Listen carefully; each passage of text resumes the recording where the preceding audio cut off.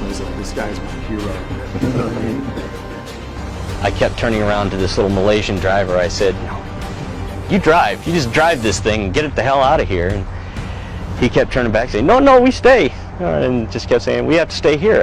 And I couldn't figure out. I thought everything was, once the vehicles got there, we were going to take off and leave. But I didn't know that, Walcott was still in the aircraft. When we got in trouble that night, we had to ask the United Nations to come help out, which they did. And again, I can't thank enough the Malaysians for what they did that night. And other forces from the U.S. Army's 10th Mountain Division fighting their way to get to us and fighting by our side that night. So we asked the United Nations if they would help us, and the United Nations, a couple of countries from the United Nations showed up with armor and tanks. The Malaysians came with their armored personnel carriers, and the Pakistanis came with a couple of tanks, and they met us all at our base. And at about 11 o'clock that night, we all drove back out there together.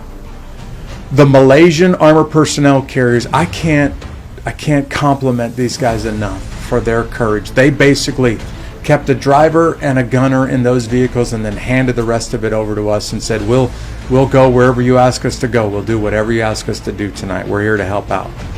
The Pakistanis in their tanks, not so much.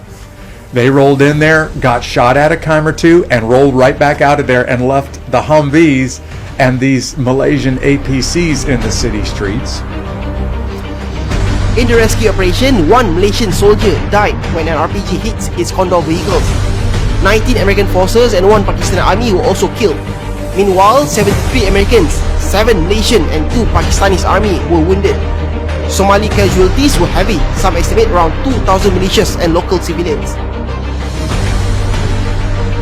The battle was over by the next morning. US forces were finally evacuated to the UN base by the armored convoy. 2 weeks after the battle, US general officially accepted responsibility. In a handwritten letter to President Clinton, the general took full responsibility for the battle's outcome.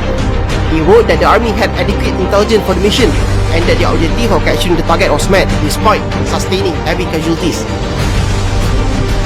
On the Malaysian side, Lance Corporal Mat Aznan Awang was a 33-year-old soldier from the 19th Battalion, Royal Malay Regiment of the Malaysian Army. He was posthumously promoted to corporal rank. While driving a Malaysian Condor APC, he was killed when his vehicle was hit by an RPG in the early hours of 4th October. Corporal Mat Aznan Awang was awarded the Sri Pahlawan Gagah Perkasa Medal for his service.